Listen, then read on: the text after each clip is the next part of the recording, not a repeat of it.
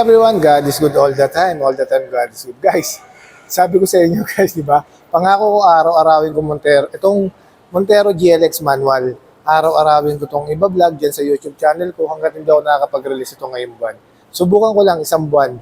Sana sa isang buwan kong gagawin, may makuha akong client na i-release natin ng Montero GLX manual. Sana makatulong ako sa kliyenteng nangangarap na magkaroon ng Montero GLX manual. Guys, 20%, based on 20% guys, hindi mo kailangan maglabas ng cash out. Zero down payment. Ngayon guys, kahit umabot tayo ng 25% guys, kaya siyang i-zero down payment. Pag 30% guys, medyo mataas na. Almost 80,000 na yung down payment.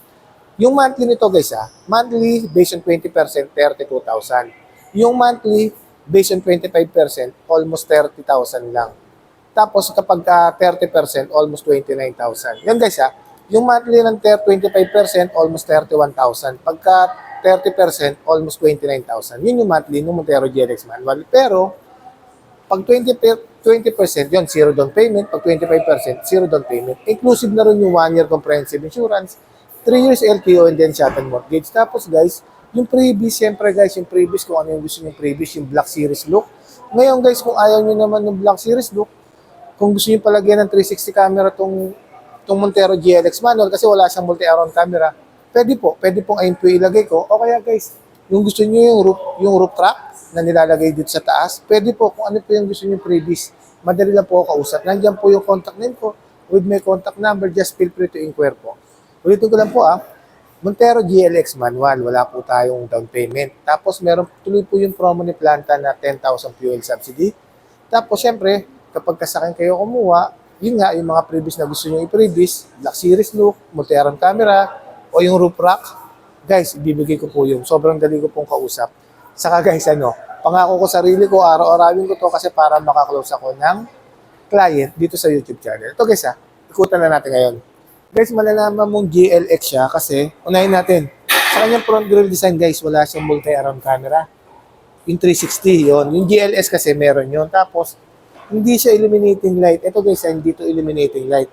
Si Montero GLS kasi, illuminating light. Tapos sa kanyang headlight guys sa kanyang daytime running light, si Montero GLS kasi, LED. Ito guys, dilaw. Puti kasi yung ilaw ni Montero GLS. Yan guys yun yung difference nila sa harap. Tapos, pagdating naman dito sa gilid, sa kanyang side profile, same naman sila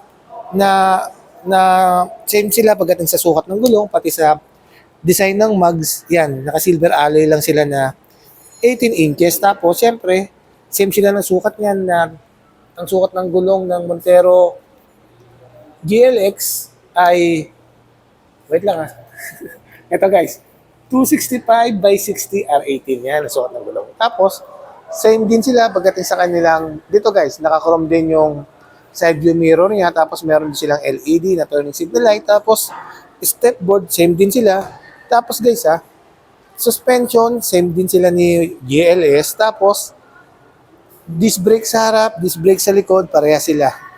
Ito guys, ang pinagkatalo nila ni Montero GLS, si GLX, kailangan mo ilabas yung susi, keyless entry naman siya, pipindutin mo yung susi para bumukas yung pintuan. Si GLS kasi, kahit yung susi, nasa loob ng bulsa mo, nasa bag mo, within 70 cm, merong push button dito na itim, yun lang yung pipindutin mo para makapasok ka sa loob. Yun yung difference nila ni Montero GLS sa ni GLX. Ngayon guys, pasok tayo sa loob Guys, unahin ko sa seat material. Guys, si Montero GLX, eto guys high fabric seat.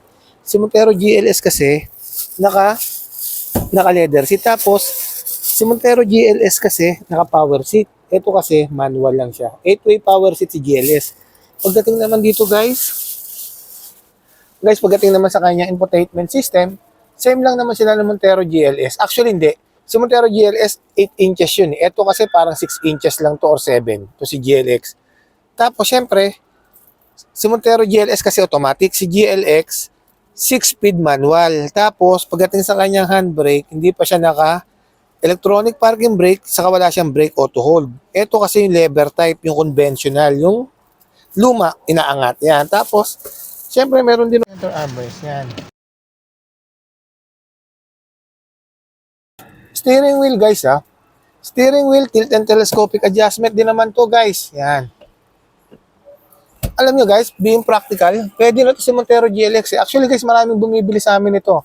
Lalo na sa probinsya, sobrang lakas. Yung mga taga-probinsya, sobrang lakas ng GLX manual. Kasi guys, sipin nyo ha, ang monthly ng Montero GLX manual is 32,000. Ang monthly ng Montero GLS is 39,000. Tapos, syempre, same din naman sila sa down payment. Kaso, ang mahal ng SRP ng Montero GLS. Ang Montero GLS SRP is 1,900,000. Ito kasi 1,568 lang. Tapos guys, syempre, multi-information display o instrumental cluster, ano lang yan guys, combination ng analog sa digital. Tapos, syempre, sa ceiling guys, yan, ito yung kulay ng ceiling. Same lang nan sila ng Montero GLS. Tapos, syempre, parehas naman sila yan. May lalagyan na ng switch dito. Tapos, map light, doom light, yan. Naka-LED na rin yung ilaw. Tapos, sa visor, meron din naman tong mirror. Yan, meron din mirror. And then, LED na ilaw. Sa passenger, meron din mirror, saka LED na ilaw yan. Ayan, guys, ha. Tapos, sa airbags guys, si Montero GLX, dual airbags. Si Montero GLS kasi merong airbag sa gilid dito kasi wala eh. Ayan, guys, ha. Wala siyang airbag dito sa gilid. Dito naman sa second row, pasok tayo. Second row. Guys, dito naman sa second row. Dito sa second row, ang difference si Montero GLS, guys. Dito, wala siyang socket dito, yung charging area. Si Montero GLS kasi meron dito, guys. Tapos, ano yun, 220 volts, 150 watts. Yung charging area dyan, yung socket ni Montero GLS. Pero, syempre, same din sila, guys, ha. May aircon vent sa dalawang side. Tapos, legroom, headroom. Same lang din sila. Tapos, dito, guys, merong tong center armrest, eh. Ito, guys, oh. Kaso, syempre, naka-plastic na natin bababa. Tapos, syempre, guys, ha, seatbelt. Tapos, merong ISOFIX.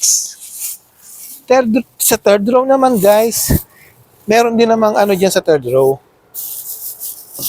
Guys, pakita lang natin. Guys, yung third row, meron din namang charging area or charging port. Tapos, meron din namang cup holder. Tapos, seatbelt. Yan.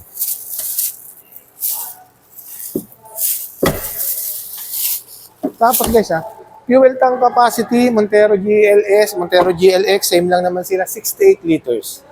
Ayan, 68 liters. Tapos, sa likod, syempre, ang kanyang tail light, o tinatawag natin na tailgate, combination to ng LED sa kanang bulb type. Tapos merong reverse camera to. Yan, may reverse camera si GLX manual. Hindi nga lang siya, multi-around camera. Tapos merong 4-eye sensor dito sa likod. Yan. Tapos, ang tawag sa ganitong kulay is quartz white pearl. Yung guys ulitin ko lang guys, araw-arawin ko sa YouTube ko to. Ipopost ko lagi ito, itong Montero GLX manual. Kasi nga guys, ngayong buwan gusto ko talagang makakuha ng client sa YouTube channel, makapag-release, makatulong sa may gustong kumuha ng Montero. Kaya guys,